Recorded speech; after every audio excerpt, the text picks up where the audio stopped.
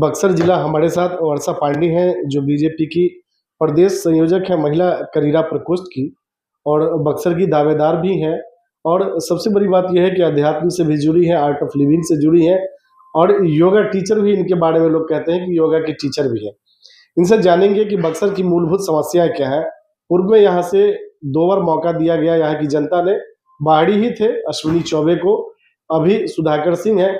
निश्चित तौर पे बक्सर के बारे में कह सकते हैं कि बक्सर का दुर्भाग्य है, धार्मिक स्थल होने के बावजूद इसकी जो पहचान होनी चाहिए, इसका जो एक इमेज होना चाहिए, शायद नहीं बन पाया। जैसे अयोध्या का इमेज हो, बाकी और शहरों का जो इमेज हो, वैसा बक्सर का नहीं होना सबसे बड़ा कारण कहीं ना कहीं यहाँ के बड़े जनप्रतिनिधि है, चाहे वो सांसद हो या विधायक हो। अभी जो वर्तमान विधायक है मुन्ना तिवारी कांग्रेस से है, और दूसरी बार है जनता ने जिस उम्मीद पे मौका दिया शायद उस पर खड़े नहीं उतरे। यही कारण है कि अगर बात बिहार के समीकरण की करें तो कहीं ना कहीं जब चुनाव होता है तो जात की बात होती है।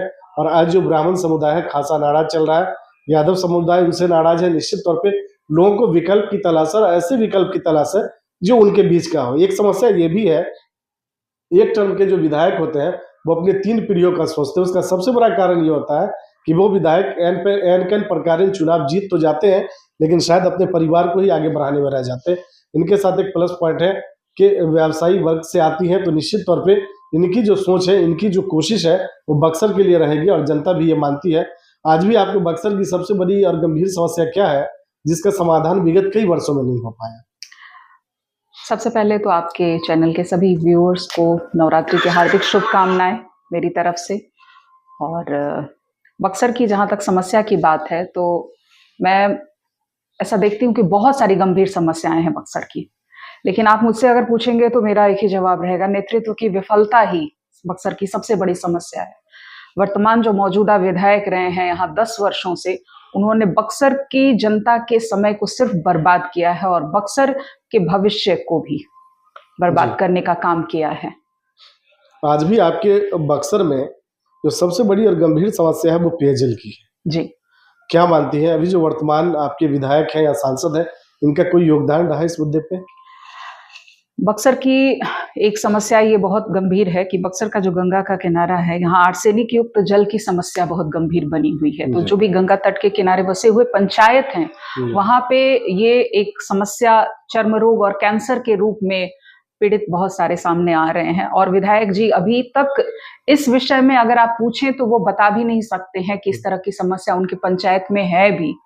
बहुत सारी जो गांव है, पंचायत हैं, वहां के लोग त्रस्त हैं कि उनके जो नेतृत्व करता है उनका कोई लेना देना ही नहीं है। वो सिर्फ चुनाव के समय ही दिखते हैं, चुनाव के पहले नहीं दिखते हैं, चुनाव के बाद नहीं दिखते हैं, सिर्फ चुनाव के समय में वोट लेने के लिए दिखते हैं।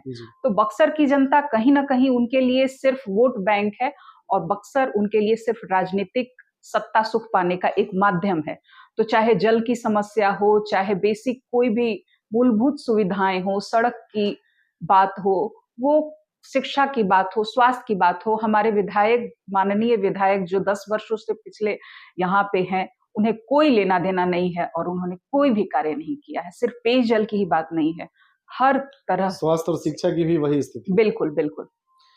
जब चुनाव आता है, चाहे वो चुनाव केंद्र की सरकार का हो या राज्य की सरकार का हो, तो सरकार किसानों की बात करती है। लेकिन आज भी एक सच्चाई है कि किसानों की सिंचाई की व्यवस्था उचित नहीं हो पा रही है, और जो उनको खाद मिलना चाहिए वो भी कालाबाजारी के माध्यम से मिलता है। क्या मानते हैं? देखिए, हमारी एनडीए सरकार ने और बिहार गवर्नमेंट ने बहुत सारी सुविधाएं किसानों के लिए दी है। फसल बीमा योजना की बात कर लें आप, या किसान सम्मान निधि की बात कर लें आप, या फिर सिंचाई सुविधाओं की बात कर लें, बहुत सारी चीजें, सुविधाएं, फैसिलिटीज किसानों को दी गई है। लेकिन अगर ये स्थानीय स्तर पर देखा जाए तो छोटी छोटी समस्याओं के लिए भी किसानों को दौड़ना पड़ता है।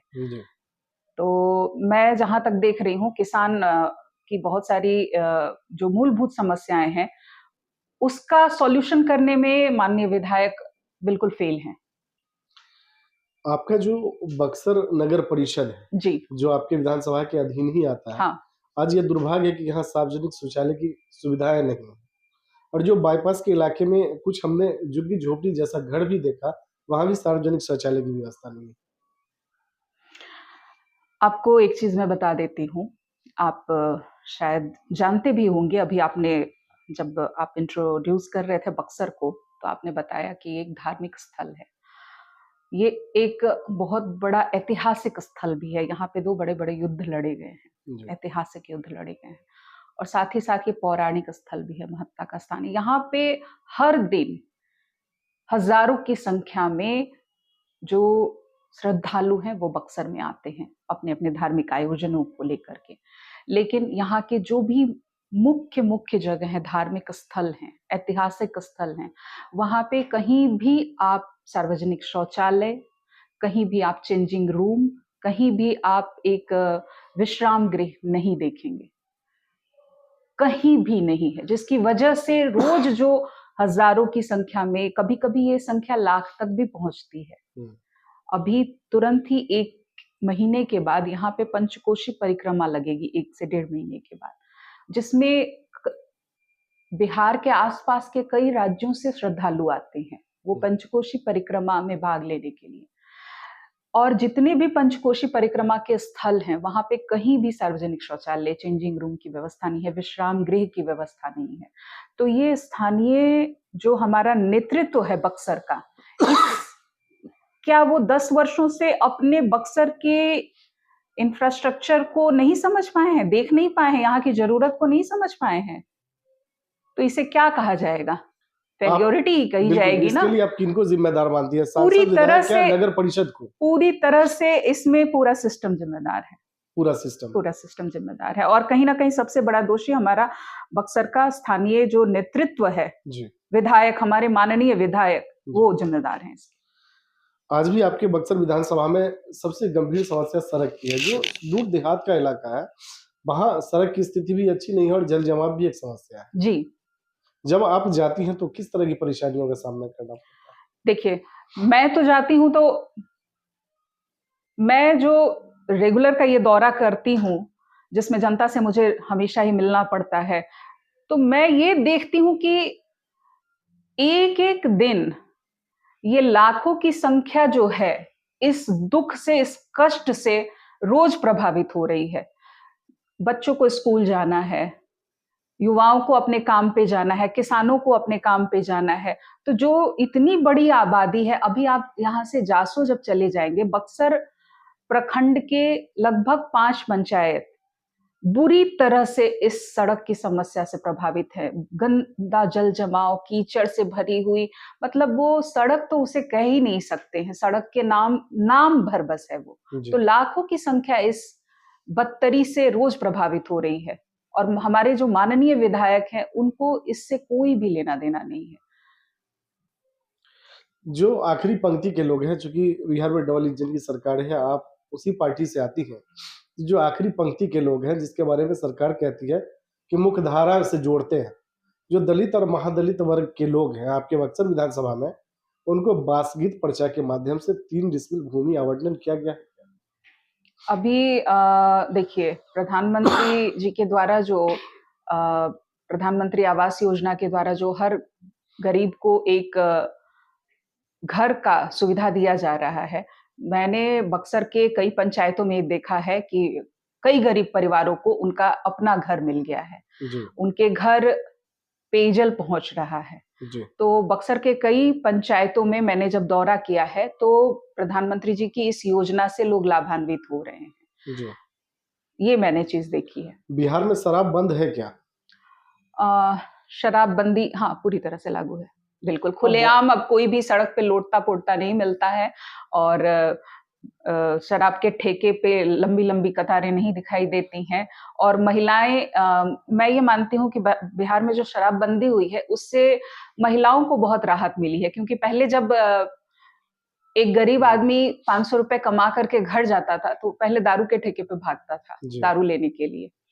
लेकिन अब वो स्थिति बदल चुकी है। अब शराबबंदी की वजह से हर एक जो गरीब महिला है वो खुश है, क्योंकि अब उससे शराब पीने के बाद मारपीट नहीं की जाती है, शारीरिक प्रताड़ना उसे नहीं दी जाती है।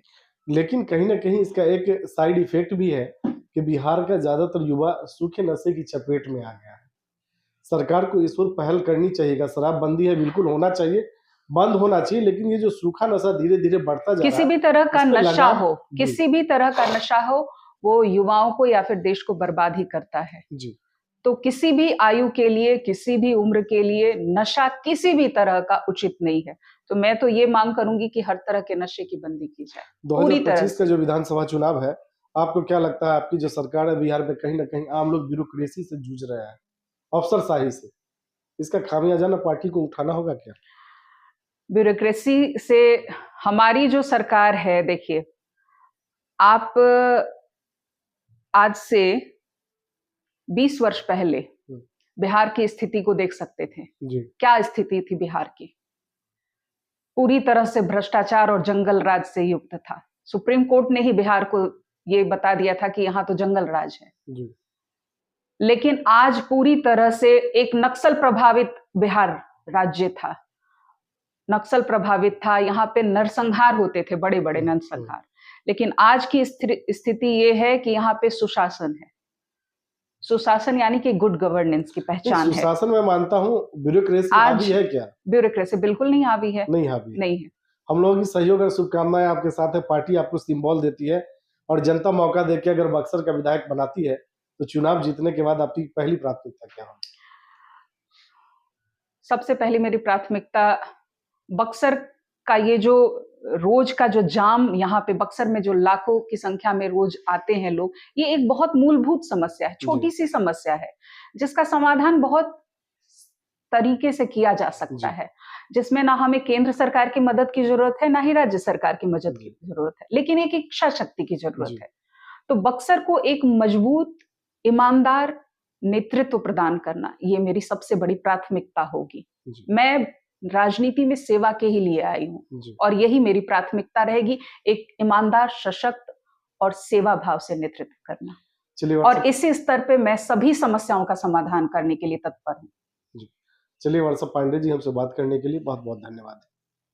बहुत-बहुत धन्यवाद आपको भी और आपके व्यूअर्स को भी।